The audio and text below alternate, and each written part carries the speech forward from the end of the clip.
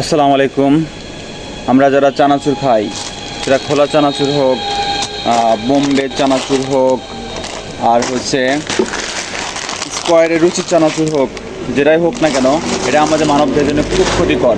খুব ক্ষতিকর। এটা তৈরি করা হয় মূলত টেস্টিং সল্ট, লবণ, ময়দা, আটা, পোড়া তেল দিয়ে। আর পোড়া তেল মানবদের জন্য খুবই মারাত্মক। আর হচ্ছে টেস্টিং সল্ট আর লবণ, এটা তো মানবদের জন্য প্রচুর পরিমাণ মারাত্মক ক্ষতিকর। যাদের হার্টের প্রবলেম আছে, কোলেস্ট্রল আছে, তাদের জন্য, যাদের হাই প্রেশার আছে, তাদের জন্য খুব মারাত্মক, স্ট্রোক হয়ে যেতে পারে। আর হচ্ছে এনে খাইলে পেটের ব্যথা, পেটে হজম সমস্যা, গ্যাস, এমনকি কোলন ক্যান্সারও হয়ে যেতে পারে। আমরা এই ধরনের চানাচুর, এই ধরনের পোড়া তেলে ভাজা, এই ধরনের টেস্টিং সল্ট থেকে আমরা বিরত থাকবো। এই চানাচুর আমাদের জন্য, আমাদের শিশুদের জন্য শরীরে প্রচুর পরিমাণ ক্ষতিকর, মারাত্মক লেভেলের ক্ষতিকর। আমরা এটাকে অ্যাভয়েড করব। আমরা এটা মোটেও খাবো না এবং অন্যজনকে খাইতে দেবো না।